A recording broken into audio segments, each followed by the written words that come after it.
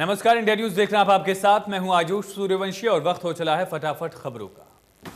PM Modi आए तमिलनाडु दौरे पर। पीएम मोदी कई विकास परियोजनाओं का शिलान्यास करेंगे। कांग्रेस सांसद राहुल गांधी भी तमिलनाडु दौरे पर जाएंगे। राहुल गांधी 27, 28 और 1 मार्च को तमिलनाडु में जनसभाओं को संबोधित करेंगे। नए विधायक बलराज कुंडू की दिल्ली, गुरुग्राम, चंडीगढ़, हांसी समेत 30 ठिकानों पर इनकम टैक्स की छापेमारी। कुंडू के ठिकानों पर छापेमारी के लिए 60 के करीब गाड़ियां पहुंची। इनकम टैक्स विभाग ने बलराज कुंडू के रिश्तेदारों के घर भी छापेमारी की है, जिसमें उनकी सास के घर भी शामिल है। सुबह करीब 7 बजे इनकम टैक्स विभाग की टीम कुंडू की ससुराल पहुंची। बलराज कुंडू लगातार किसान आंदोलन को समर्थन दे रहे हैं और पूरी तरह से आंदोलन में सक्रिय भी हैं। गौरतलब है कि बलराज कुंडू पहले बीजेपी में थे। टिकट नहीं मिलने पर उन्होंने निर्दलीय चुनाव लड़ा और जीता। बलराज कुंडू 7,000 करोड़ की संपत्ति के मालिक। फरीदाबाद, अंबाला और भिवानी समेत कई जिलों में नई पंचायतें बनाई गई। सरकार ने 106 नई पंचायतों के गठन की अधिसूचना जारी की। पीएम किसान निधि के 2 साल पूरे होने पर सीएम मनोहर लाल ने ट्वीट कर पीएम मोदी को बधाई दी। लिखा, 11 करोड़ से ज्यादा किसानों को 58,000 करोड़ रुपए देकर सरकार ने ऐतिहासिक काम किया। सीएम मनोहर लाल ने अधिकारियों को शिक्षा का एक ऐसा सिस्टम विकसित करने के निर्देश दिए जिसके तहत बच्चों को केजी टू पीजी शिक्षा एक ही संस्थान में मुहैया कराई जा सके। डिप्टी सीएम दुष्यंत चौटाला को एक बार फिर table tennis federation of India का अध्यक्ष बनाया गया। पंचकुला में टीटीएफआई की सालाना बैठक में चुनाव हुआ। सभी ने सर्वसम्मति से दुष्यंत चौटाला को दोबारा जिम्मेदारी सौंपी। डिप्टी सीएम दुष्यंत चौटाला ने कहा कि देश में ज्यादा से ज्यादा बच्चे और युवा टेबल टेनिस खेलेंगे। युवाओं को राष्ट्रीय अंतर्राष्ट्रीय स्तर पर देश और प्रदेश का नाम रोशन करने का मौका मिलेगा।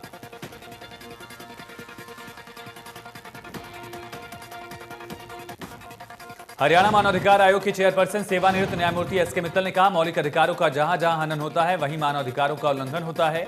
ऐसे मामलों में आयोग शिकायत मिलने पर या स्वतः संज्ञान लेता है।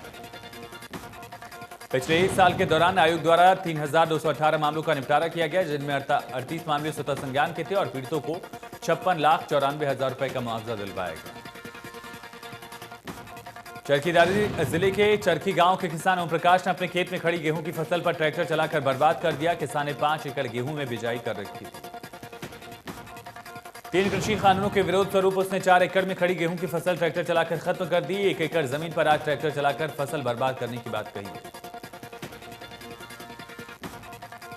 चरखी गांव निर्दलीय विधायक सोमवीर सांगवान का गांव है। कृषि कानूनों के विरोध में किसानों को एक ओर लगातार जहां धरना जारी है, दूसरी ओर किसान अपनी फसल को नष्ट कर रहे हैं। कोसली क्षेत्र के 2 दर्जन से ज्यादा गांव को 10 किलोमीटर के दायरे में 2 टोल का भुगतान कर जेब ढीली करनी पड़ रही है। ग्रामीणों में खासी नाराजगी देखने को मिली। ग्रामीणों ने जिला प्रशासन को चेतावनी भरे अंदाज में ललकारते हुए कहा कि अगर जिला प्रशासन द्वारा लगाया गया अतिरिक्त टोल नहीं हटाया गया तो जबरन मजबूरी में NH 71 पर पहालवास गांव के पास जाम लगा देंगे। रेवाड़ी से रोहतक जाने वाला राष्ट्रीय राजमार्ग 71 पर गंगायचा गांव के पास पहले से ही सरकार टोल वसूल कर रही थी, लेकिन अब कोसली से पटौदी जाने वाले मार्ग पर भी टोल लगाया गया।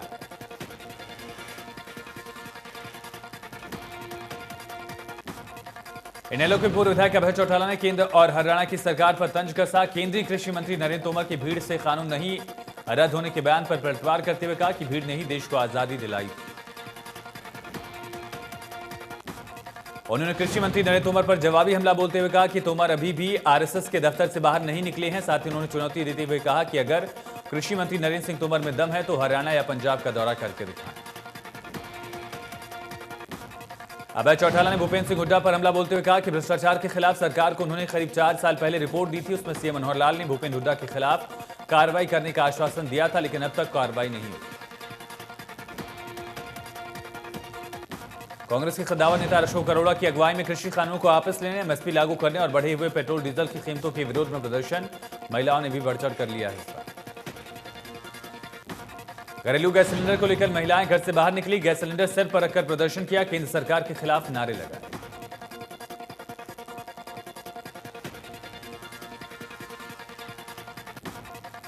पेट्रोल डीजल की बढ़ती कीमतों को लेकर फरीदाबाद में कांग्रेस ने रैली निकालकर अपना विरोध प्रदर्शन किया। रैली में कांग्रेस के विधायक और पूर्व विधायक शामिल रहे। महंगाई के अलावा कृषि कानूनों को लेकर भी कांग्रेस ने सरकार के खिलाफ हल्ला बोला। कांग्रेस के कार्यकर्ताओं ने विरोध में आसमान में काले गुब्बारे उड़ाए। पैदल मार्च में कांग्रेस का सहयोग आम जनता ने भी किया। कांग्रेस पार्टी के कार्यकर्ताओं की ओर से बढ़ती महंगाई को लेकर शहर भर में रोष मार्च निकाला गया। प्रदर्शनकारियों ने सरकार के खिलाफ नारे भी लगाए। पेट्रोल डीजल की बढ़ती कीमतों को लेकर कांग्रेस का हल्ला बोल। लगातार बढ़ रहे दाम के विरोध में कांग्रेस कार्यकर्ताओं ने पैदल मार्च निकाला। नए कृषि कानूनों को लेकर विरोध दर्ज कराया। कृषि कानूनों के खिलाफ अब कांग्रेस सड़क पर आई है। सोनीपत के विधायक और मेयर की मौजूदगी में कार्यकर्ताओं ने बैलगाड़ी से शहर भर में जुलूस निकालकर प्रदर्शन किया। विधायक ने कहा कि प्रदर्शन कृषि कानूनों के खिलाफ और बढ़ती हुई महंगाई के खिलाफ है। लगातार पेट्रोल डीजल के दामों में इजाफा हो रहा है। आगे भी प्रदर्शन जारी रहेगा। किसान नेता राकेश टिकैत के बयान का असर कैथल में भी दिखा। गांव कैलरा में किसान ने गेहूं की खड़ी फसल पर ट्रैक्टर चलाकर नष्ट कर दी फसल। चरखीदारी के गांव चरखी में किसान ओम प्रकाश ने 4 एकड़ गेहूं की खड़ी फसल पर ट्रैक्टर चलाकर बर्बाद कर दिया। किसान के पास 5 एकड़ जमीन है, 4 एकड़ पर ट्रैक्टर चला दिया। बची हुई 1 एकड़ में भी ट्रैक्टर चलाने की बात कही। कृषि कानूनों के खिलाफ जारी किसानों के आंदोलन के बीच सोनीपत के सिंघू बॉर्डर पर एक और किसान की मौत हार्ट अटैक से। अंबाला की पुरानी अनाज मंडी में किसानों के विरोध के डर से बीजेपी का कार्यक्रम रद्द। गुड़ मंडी में कई परियोजनाओं का शिलान्यास किया जाना था। कार्यक्रम में केंद्रीय राज्य मंत्री भी शामिल होने वाले थे। पेट्रोल डीजल के बढ़ते दामों को लेकर केंद्रीय राज्य मंत्री रतनलाल कटारिया ने कहा कि सरकार के हाथ में नहीं है। तो राहुल गांधी के बयान पर कटारिया ने कहा, राहुल पहले अमेठी से आ रहे, अब वायनाड में भी आ रहे हैं। झज्जर में महंगाई के खिलाफ कांग्रेस का धरना प्रदर्शन। ये प्रदर्शन कांग्रेस की प्रदेश अध्यक्षा कुमारी सैलजा की ओर से किया गया, लेकिन भूपेंद्र सिंह हुड्डा वाले गुट ने दूरी बनाए रखी। कैथल के जिला सचिवालय में किसान विरोधी दमनकारी नीतियों, महंगाई और तानाशाही के खिलाफ किसानों का प्रदर्शन। कहा, जब तक जिला उपायुक्त ज्ञापन नहीं लेते तब तक किसान ठंड में अर्धनग्न होकर बैठे रहेंगे। आगामी 15 मार्च को शहीद राजा हसन खान मेवाती की शहादत दिवस के अवसर पर किसानों की महापंचायत होने पर मुहर लग सकती है। महापंचायत में किसान नेता राकेश टिकैत समेत बड़े नेता शामिल हो सकते हैं। दिल्ली पुलिस द्वारा पकड़े गए ट्रैक्टर्स को छोड़ने की मांग को लेकर महिलाओं का जोरदार प्रदर्शन। महिलाओं ने सरकार के खिलाफ जमकर नारेबाजी भी की। कृषि कानूनों के विरोध में किसान नेताओं ने रोष मार्च निकाला। किसानों का कहना है, किसान आंदोलन में सहयोग दे रहे पत्रकारों, डॉक्टर, समाजसेवियों, वकीलों के खिलाफ झूठे मुकदमे दर्ज, दमन किया जा रहा है।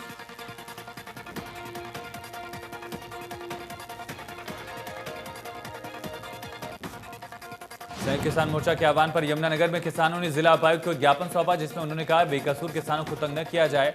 जिस तरह उनके खिलाफ मामले दर्ज किए गए हैं, उन्हें समन भेजे जा रहे हैं।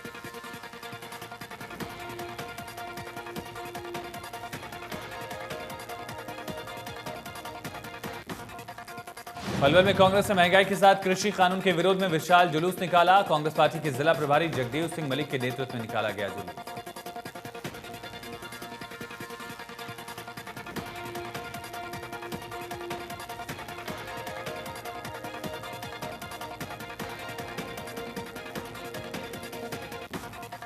लाल किला हिंसा के आरोपी लखा सिंह सिंघाना की पंजाब में किसान पंचायत को लेकर संयुक्त मोर्चा के नेताओं ने पल्ला झाड़ते हुए कहा, सिंघाना द्वारा आयोजित की गई किसान पंचायत से संयुक्त मोर्चे का कोई लेना देना नहीं। कैथल के हनुमान वाटिका में सैकड़ों की संख्या में किसान इकट्ठे होकर नारेबाजी करते हुए कैथल लघु सचिवालय में पहुंचे। किसानों ने उपायुक्त कैथल के नाम ज्ञापन देने की योजना बनाई थी, लेकिन उपायुक्त कैथल न मिलने पर सचिवालय की दीवार पर चस्पा कर दिया। किसान नेताओं ने कहा कि केंद्र सरकार के खिलाफ देशभर के किसानों में भारी आक्रोश और गुस्सा है। लगातार किसानों को नजरअंदाज कर दमनकारी नीतियों से देशभर के किसानों को दबाने का काम जारी है। भिवानी में संयुक्त किसान मोर्चा के आह्वान पर लोकतंत्र बचाओ दिवस के अवसर पर किसान मजदूरों ने प्रदर्शन किया। जिला उपायुक्त के माध्यम से राष्ट्रपति के नाम ज्ञापन सौंपा। प्रदर्शनकारियों ने मांग की, सभी गिरफ्तार किसानों, पत्रकारों, आंदोलन समर्थकों को तुरंत रिहा किया जाए। उनके विरुद्ध संगीन झूठे मुकदमे रद्द किए जाए।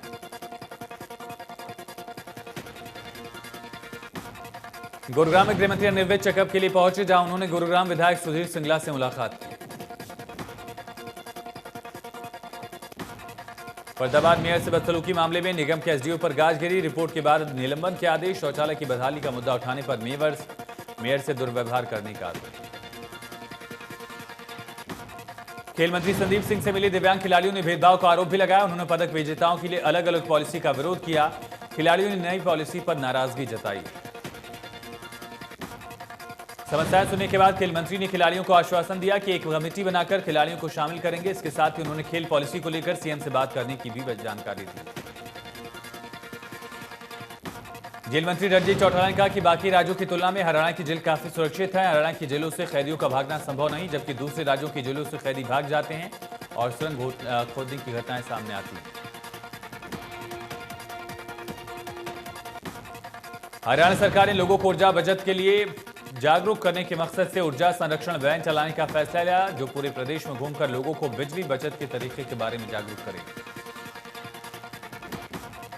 कैथल में अधीक्षक अभियंता बीएस संघा ने बताया कि जिले में सभी गांवों को 24 घंटे बिजली उपलब्ध कराने के लिए महारा गांव जगमग गांव योजना के तहत बिजली निगम सर्कल में पड़ने वाले 292 गांव में से 268 गांव को 24 घंटे बिजली आपूर्ति कराई जा रही है।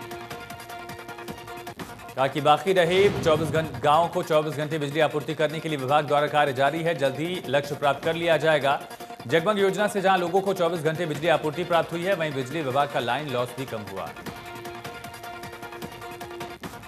टोहाना में छोटी सरकारों में चार्ज लेने का काम पंचायती विभाग ने पूरा कर लिया है। अभी तक की जानकारी के मुताबिक सिर्फ एक गांव भीमेवाला के सरपंच से संपर्क नहीं हो पा रहा। 49 पंचायतों में से 48 गांव का चार्ज विभाग ने अपने पास ले लिया। प्रशासनिक सूचना के मुताबिक 23 फरवरी को पंचायतों का आखिरी दिन था। नारनौल जिला मुख्यालय का नाम महेंद्रगढ़ से बदलकर जिला नारनौल किए जाने की मांग को लेकर नारनौल बार के वकीलों ने कैंडल मार्च निकालकर विरोध जताया। वकीलों की हड़ताल 22वें दिन भी जारी। फरीदाबाद में तकनीकी खराबी के चलते वायलेट मेट्रो लाइन बाधित हो गई। सिग्नल में खराबी के चलते मेट्रो देरी से चली। मेट्रो में स्टेशन पर यात्रियों की भीड़ दिखी। बढ़ती बाल मजदूरी को लेकर एनजीओ के पदाधिकारियों ने कहा कि नूह में बाल मजदूरी करने वाले बच्चों के रेस्क्यू का अभियान चलाया गया। कई बच्चों का उनकी टीम ने रेस्क्यू किया।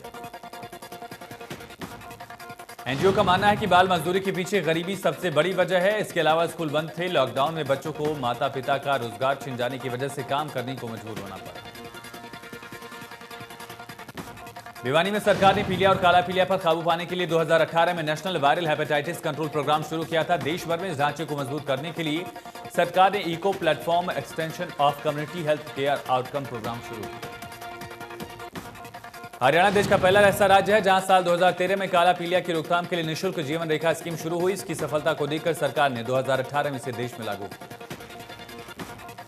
पीएम ने बताया कि पीलिया के कहर को रोकने के लिए देश भर में extension of community health care outcome programme शुरू किया गया। इसकी रोकथाम के लिए हरियाणा में इलाज निःशुल्क है। इन दिनों ये प्रोग्राम जोरों पर है।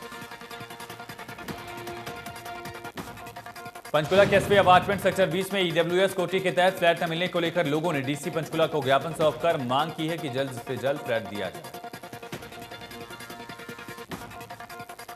पलवल जिला स्वास्थ्य विभाग की तरफ से मलेरिया डेंगू की रोकथाम के लिए तैयारियां शुरू। सिविल सर्जन ने बताया कि पिछले वर्ष की तुलना में मलेरिया के मरीजों में इस समय काफी कमी आई।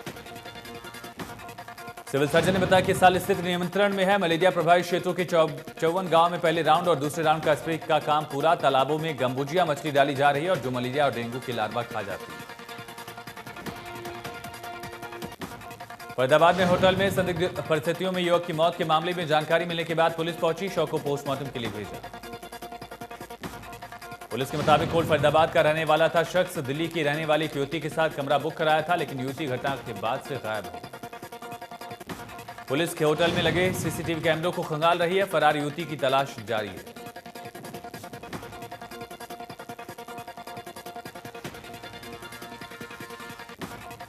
पानीपत राजनगर में बदमाशों ने एक ही घर में 3 महिलाओं की पिटाई कर दी। बदमाशों ने पहले तंज कसा था, जिसका विरोध करने पर मामले में 3 बहनों और उसकी मां को पीटा गया। पलवल में लिंग जांच मामले आरोपियों की गिरफ्तारी के बाद बाकी फरार आरोपियों की जल्द होगी गिरफ्तारी। स्वास्थ्य विभाग की टीम और पुलिस मिलकर मामले की जांच आगे बढ़ा रही है। सोनीपत के सिटी थाना में 3 महीने से नाबालिग लड़की गायब थी। उसका परिवार ढूंढने के लिए दर दर की ठोकर खा रहा था। पुलिस का मानना है कि मामला दर्ज कर लिया गया है। नाबालिग को ढूंढने की कोशिश जारी है। सोनीपत के HSIIDC कुंडली में मौजूद एक फैक्ट्री में भीषण आग लगने से काम करने वाले 2 मजदूरों की मौत हो गई। फैक्ट्री में पंखा बनाने का काम होता था। शॉर्ट सर्किट से आग लगने से भारी नुकसान की आशंका जताई जा रही है। आग इतनी भीषण थी कि दमकल की 9 गाड़ियों की मदद से कड़ी मशक्कत के बाद आग पर काबू पाया गया।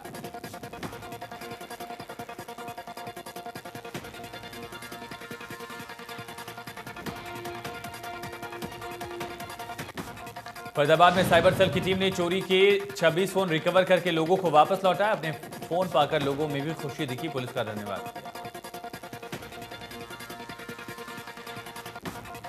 इंदी के गांव बासों में ज्वेलर की दुकान को चोरों ने निशाना बनाया। लगभग 58 लाख रुपए की चोरी कर फरार हुए। सूचना मिलते ही पुलिस मौके पर पहुंची और जांच शुरू कर दी।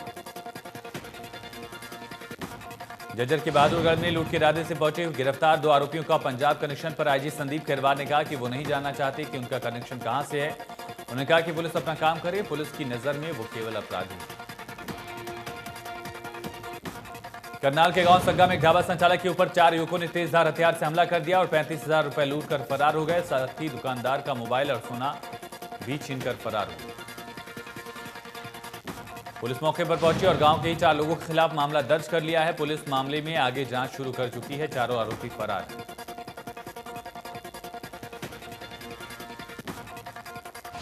गोहाना में पुलिस ने गुप्त सूचना के आधार पर रेड कर 2 अलग अलग जगहों से जुआ खेलते सट्टा लगाते 7 लोगों को पकड़ा।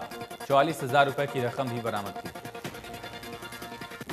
पकड़े गए युवकों में एक युवक पानीपत और बाकी युवक गोहाना के आसपास के रहने वाले हैं। युवकों के खिलाफ केस दर्ज कर सभी को पुलिस कोर्ट में पेश करेगी। खुद को बैंक कर्मचारी बताकर लोगों को ठगने वाले गिरोह के 2 लोगों को पुलिस ने गिरफ्तार किया। बैंक में कैशबैक मिलने का लालच देकर ठगी करते थे। आरोपियों ने दिल्ली एनसीआर में 50 और देश भर में 1000 वारदातों को अंजाम दिया। डीसीपी ने बताया कि आरोपियों ने फरीदाबाद में 3 अलग अलग जगहों पर लोगों को शिकार बनाया, उनके खातों से लाखों रुपए निकाल लिए। विशाखापट्टनम से फतेहाबाद लाकर गांजा की तस्करी करने वाले आरोपियों को गिरफ्तार किया गया है। आरोपियों ने पुलिस को दरअसल 2 क्विंटल 1 किलो 450 ग्राम गांजे के बारे में जानकारी दी। तस्करी में कुल 5 तस्कर शामिल हैं, जिनमें से 2 तस्करों को पुलिस ने काबू कर लिया। 3 तस्करों की तलाश जारी। पंचकुला में बंधक बनाकर लूट करने वाले 3 आरोपियों को डिटेक्टिव स्टाफ के इंस्पेक्टर और उनकी टीम ने प्रोडक्शन वारंट पर कोर्ट में पेश किया। 3 दिन की पुलिस रिमांड पर भेजा गया। गुरुग्राम में 19 फरवरी को महिला की हत्या मामले में एक शख्स को गिरफ्तार किया गया। सुभाष नाम के शख्स को पुलिस ने गुरुग्राम के घाटा गांव से गिरफ्तार किया। बताया जा रहा है कि युवक ने महिला की हत्या प्रेम प्रसंग के चलते की थी। मृतक विवाहिता महिला अपने पति के साथ रहना चाहती थी, जिससे नाराज प्रेमी ने उसे मौत के घाट उतार दिया।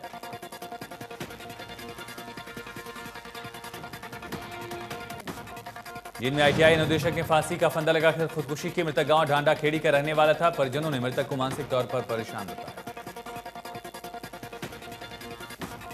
रोहतक की राजन कॉलोनी में मां बेटी की हत्या कर दी गई। शव कमरे में पड़े मिले। महिला का पति वहां से गायब था। पुलिस ने मौके पर पहुंचकर जांच शुरू की। शव को पोस्टमार्टम के लिए रोहतक पीजीआई भेजा गया। हत्या के कारण जानने की कोशिश जारी। महिला के पति से पूछताछ के बाद ही जानकारी मिल पाएगी। रेलवे ने यात्रियों को झटका देते हुए एक बार फिर किराए में बढ़ोतरी की। रेलवे से मिली जानकारी के मुताबिक कम दूरी की ट्रेनों के किराए को बढ़ाया गया। रेलवे ने किराया बढ़ाने के पीछे कोरोना वायरस के खतरे को बताया। कहा कि कोरोना काल में किराया बढ़ने से ज्यादा लोग ट्रेन में नहीं चढ़े। रेलवे के बढ़ाए गए किराए का असर 30-40 किलोमीटर तक का सफर करने वाले यात्रियों पर पड़ेगा। लाखों दैनिक यात्री 30 से 40 किलोमीटर का सफर तय करते हैं।